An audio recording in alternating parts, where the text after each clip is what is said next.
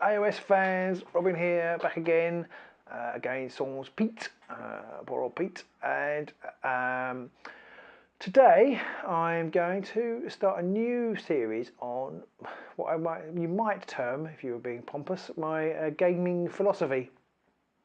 Now this is an experimental post, and to try and give you some more content, and if you don't like it then please do say, because we want to give you things that you like to listen to and watch. I'm trying to keep them short because I do tend to ramble on,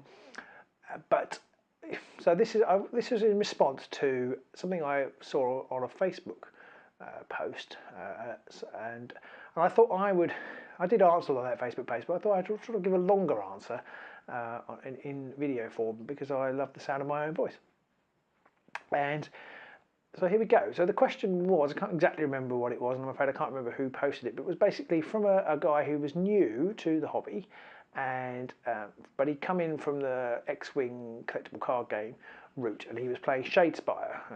AOS is all about Shadespire at the moment, so a lot of these posts will be about Shadespire. So his question was, should I assemble and paint the miniatures before playing, or should I just assemble them and not paint them and then play? And lots of people, as the problem with the internet is you can ask the question and you can have 500 different opinions, all of them valid, but not all of them helpful. So I don't want to denigrate anybody's point of view in this. I'm not saying that my view is better than yours or more right than yours, but this is my view, and take it or leave it. The main thing, what you do, whatever you do with your hobby, is to do what you want to do.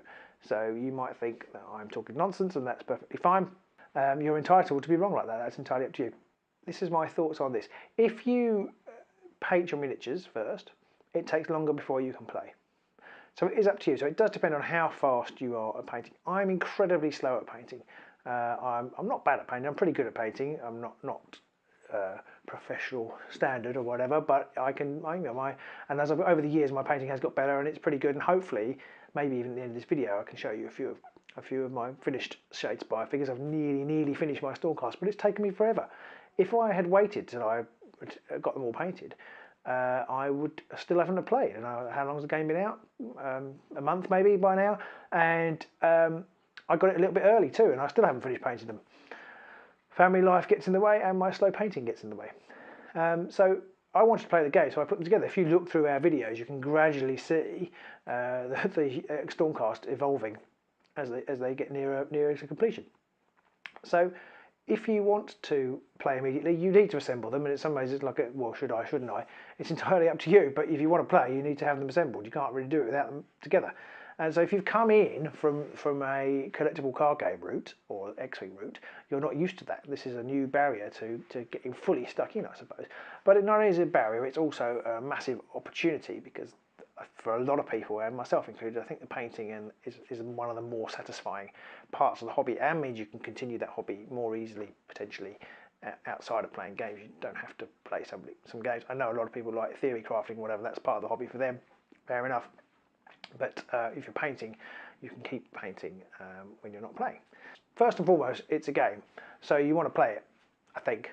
So you want to get them assembled. I would say you want to get them assembled. Now, there are people, painting purists, yes, you could paint them in separate bits. People really call it sub-assemblies, which is, fine if you really, really want the absolute best of your models. And yes, you need to stick them together. You need to scrape all the mold lines off, but all that is a barrier to getting the models together to play the game. So I would say, if you're new to the game, don't worry about sub-assemblies. If you're trying to take your painting to the next level, then maybe think about it, because if you do assemble them first, then if you've got a figure like this, which is holding some of those, you can't paint under there.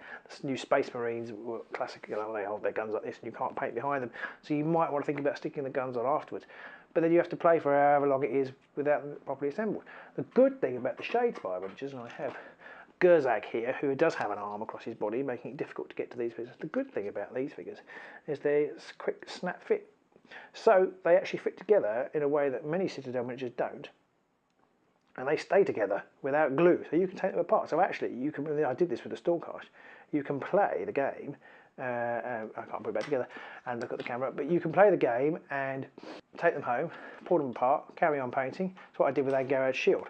took it off whenever I wasn't playing with it, and then when I am playing, stick it back on, and it holds with the game, and that's fine. So you can spray these up, paint them up in bits still play. So I think sub-assemblies are not the way to go with Shadespire. But okay, the person then went on to say, but the paints are really expensive, and if you look at the painting videos, there are millions of them, millions of paints, and there are millions of paints. Okay, that's an exaggeration, but there are lots of paints, and that's just the Citadel ones. You can go other brands as well. So what do you actually need to paint? Now, if you've just come into the hobby, what do you actually need to paint your models? You do need some paints, and you do need some brushes. I wouldn't go for the really expensive brushes. Again, if you ask for advice on brushes, you'll be told Winsor & Newton 7s are the best, and they are the best, but they're very expensive. You want some cheaper brushes to start off with. I wouldn't even necessarily go Games Workshop, although you can do. They do a starter brush, a starter paint set. It has a brush in it, but the brush isn't all that good, and I wouldn't start with that. I recommend going with Rosemary & Co. Series 33, and you probably want a 0 and a 1 as a minimum when you start. You probably get away with it if you're learning, just with a 0 and a 1, Rosemary & Co. Their paintbrushes are very good. So assuming you're not doing sub-assemblies, then you have to look at what do you do now. You've got them made, you want to prime them. There's two ways of doing this really. You can use a spray primer. This will set you back about £11–12 and sort of, I guess, $18 US. If you're going to do a lot, then the spray primer is really useful because obviously you spray it and they're done quickly. The alternative is you can get a little pot, which is much less, probably £2 or £3 of Imperial primer, and just apply it with a brush. It doesn't even have to be a particularly expensive brush. The basic brush in the basic paint set would be good for that. And you can just apply it with a brush. I have done a video of Space Marines, which perhaps Pete can flash up here, which is not a great video, but it is a video of painting them, priming them, preparing them, and show you the primer method. So the basic paint set, which again I'll get Pete to put up here, I used to have one and I haven't got the box anymore. It comes with 10 or 15 paints that are very useful for starters. So this is the size you get in the starter paint set, and this is the size you buy if you buy them in the shops. But they're good. They're a little bit more prone to drying out, but they're a good introduction into the painting world. And I can't remember how that sets you back. Again, I'll get Pete to flash that up. Good way to go, and you can get additional add-ons. So you can get a Stormcast add-on, which will add on some more small pots, which you can then use to paint the Stormcast. It's perfect for Severin's Steelheart's Warband for Shadespire. So that's it really. It's your hobby at the end of the day, is really what I'm trying to say. And there is a barrier once you've got the game, you've bought the figures. There is a barrier to joining the hobby if you've not done it before. So hopefully that gives you a little bit of help into the next steps. So you can get the basic paint set. You can get a little pot of primer, and you can start, especially if you're playing the Stormcast or the Corn. The great thing about Shadespire is a very small model count, so that will be enough to paint those models. You don't need Games Workshop to do a complicated paint range with base paints, layer paints, dry brush paints. You can manage with just the base paint set. You just have to mix a few colours together, maybe thin them a little bit with some water, and they will still dry brush fine. You can find all those techniques on the Games Workshop website and in their paint app. You can do it with just those, and I would recommend that when you start, because you might not enjoy it and you don't want to outlay. You could outlay another $40 on the game, or whatever it is, 40 quid on the game, and then you could outlay at least that on paints and things to actually paint your models. And I'm not sure you'll be wanting to do that.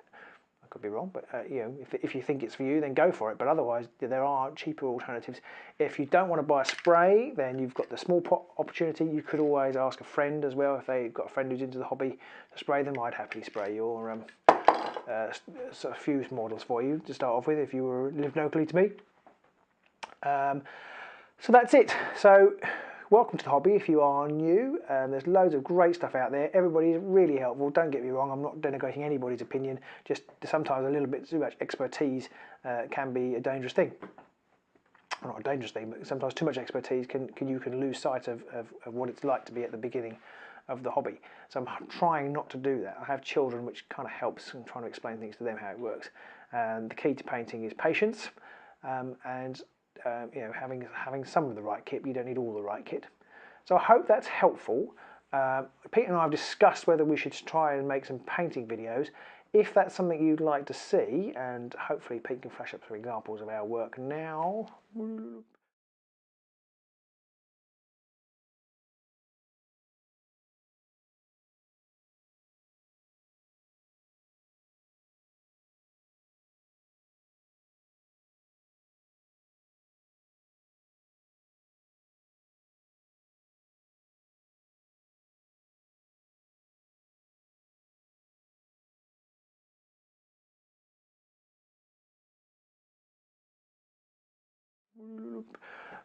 If you something you'd like us to see us painting, then please do comment. Painting videos is a whole new beast for us, so I don't know how well it will go, and it's quite a complex process, quite a difficult process.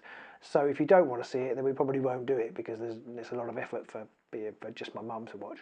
Yeah, if you'd like to see that, do comment in the comment section. If you'd rather die than see that, then please put that in the comment section too. And hopefully that was helpful. Hopefully I didn't ramble too much. I suspect I probably did. But until next time, thank you very much. And thank you to Pete for editing this into something vaguely coherent. Until next time, we'll see you soon. Bye.